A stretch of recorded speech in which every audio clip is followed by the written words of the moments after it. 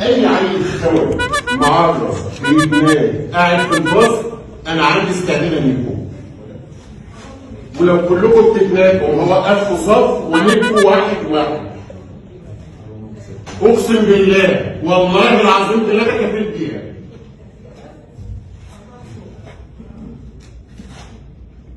فلو بتتلك بلاش معايا عشان هنتك مش هتراجع ومبليش كبير، واللي عارفني عارف كده كويس. واسال، مش عارف نسال، اخرج بره سور المدرسه واسال عن محمد البيض. لا تسالي عليه غلط ولا انا متربي ولا انا مدرس. اقسم بالله الكلام ده غلط وهيكون خدعك. ماليش مدرس، متطلب مدرس ولا بقعد مع مدرسين اساسا. السلام عليكم ورحمة الله وبركاته مشاهدينا الكرام، مشاهدين قناة الياسركي. النهاردة جبنا لكم فيديو زي ما انتم سمعتوا كده، ده جزء منه. مدرس في إحدى مدارس الثانوية العامة المشتركة بمحافظة دمياط، مدرسة مشتركة. مدرس يقول فيها ألفاظ خارجة بذيئة لا يمكن أن تخرج من مدرس تابع لوزارة التربية والتعليم. سبقت التربية قبل التعليم. لا بيعلم أجيال في سن مراهقة. طبعا الأجيال هنقول عارفة، مش هنقول أجيال ده أول مرة تسمع الكلام ده، بس ما ينفعش يخرج من مدرس بيربي. المفروض إن هو بيربي قبل ما يعلم. المدرسة دي البيت التاني. طبعا حاولت على قد ما اقدر ان انا ما اظهرش كل الالفاظ في الفيديو. فيديو مكسر السوشيال ميديا كلها.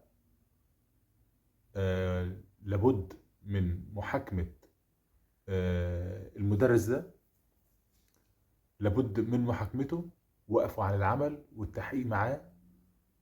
انا اتفاجئت بصراحة لما ظهر قدامي الفيديو ده، اتفاجئت يعني.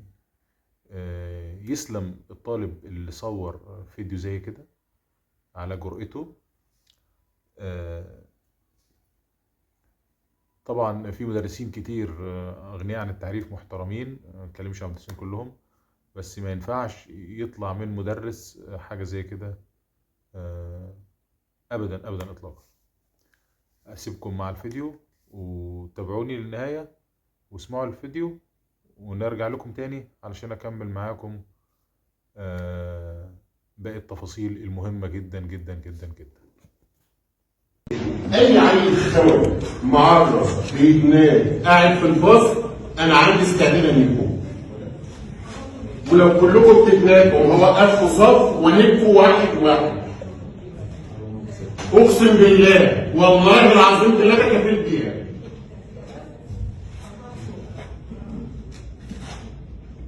فلو بتتلك بلاش معايا عشان هنتك مش هتراجع ومبليش كبير، واللي عارفني عارف كده كويس. واسال، مش عارف نسال، اخرج بره سور المدرسه واسال عن محمد البيض. لا تسالي عليه غلط ولا انا متربي ولا انا مدرس. اقسم بالله الكلام ده غلط وهيكون خدعك. ماليش مدرس، متطلب مدرس ولا بقعد مع مدرسين اساسا. واللي يشوفكم فيا في يوم من الايام قاعد مع مدرس يقول لي انت مدرس وقاعد مع مدرسين. فالربع ساعه اللي اخشها لك والفقره اللي فيها مدرس بعد اذن حضرتك بلاش شيطانك يوزك. انت نصفك ان في بنات في الفصل. اقسم بالله نصفك ان في بنات في الفصل. دول اللي حامينك. طبعا كده. وما عنديش اهو سجلت كل يوم بقى حضرتك تسمعهم الكلمتين دول عشان لما الطلب كده يوزك او تبعتهم لهم. حضرتك بعتهم لهم كل واحد يبقى معانا موبايله قبل البلد ما يخش الفصل يسمع نفسه الكلمتين دول. كفيله ليك اي واحد فيكم، وكلكم لو انتوا عايزين كلكم تتنقوا هنبقوا. لكن شغل علوية على يمين ما ينفعش والله العظيم. تتنق على يمين احسن. ده لا عاش ولا كلام، والناس كلها عارفه كده كويس. ينفع يا عم حد يتملك على يمين؟ والله ما ينفع. ما ينفعش، بس هو دي اصلا سمه فيهم اساسا. ماشي، طالما سمة فيهم هتبقوا مش عايز تاني. خليكوا وليك اللي اتعرضتوا كمان. ظبطهم بقى. ده حلوة أوي دي. السمة فيهم ماشي، بس سمة فيهم حاضر. عادي. نعترف بالريمبو، عالم الريمبو فوق الرابع، عادي، ايه المشكلة؟ ونكيفه، ايه المشكلة يعني؟ طالما هو سمة فيه، ما كنتش أعرف والله. مستر ياسر قال لي المعلومة.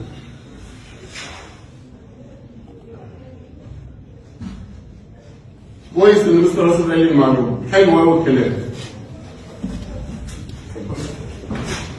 بعدين بتعمل ايه؟ شوف جروب الفصل معاك والدروس اللي انا عملته لك.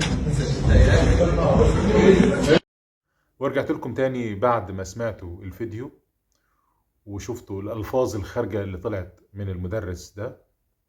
فإحنا من هنا، من موقعنا هذا ومن قناتنا دي، بنطالب وزير التربية والتعليم بوقف المدرس ده حالا عن العمل والتحقيق معاه.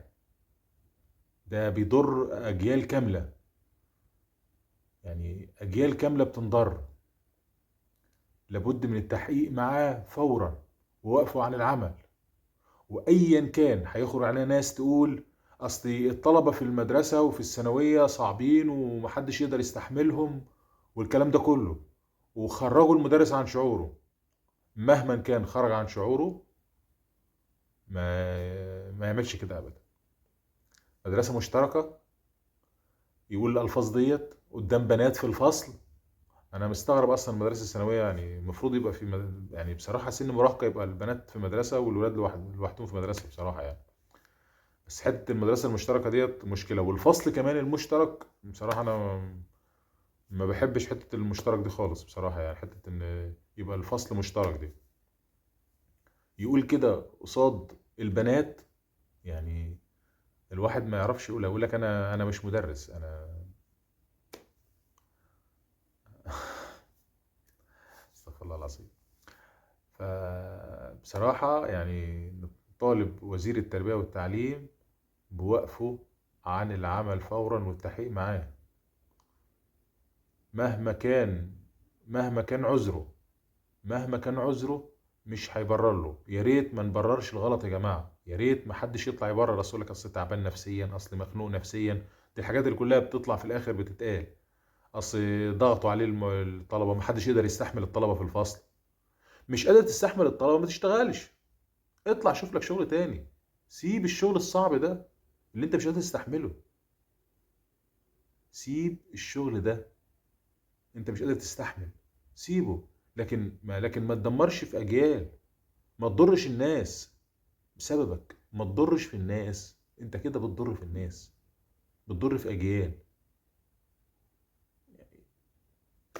فضلا وليس امرا، اذا وصلت لنهايه الفيديو الاشتراك في القناه وتفعيل زر الجرس وضغطنا لايك ليصلك كل جديد ان شاء الله، ووصول الفيديو لاكبر عدد من المشاهدين. واترك لنا تعليق برايك في التعليقات. والسلام عليكم ورحمه الله وبركاته.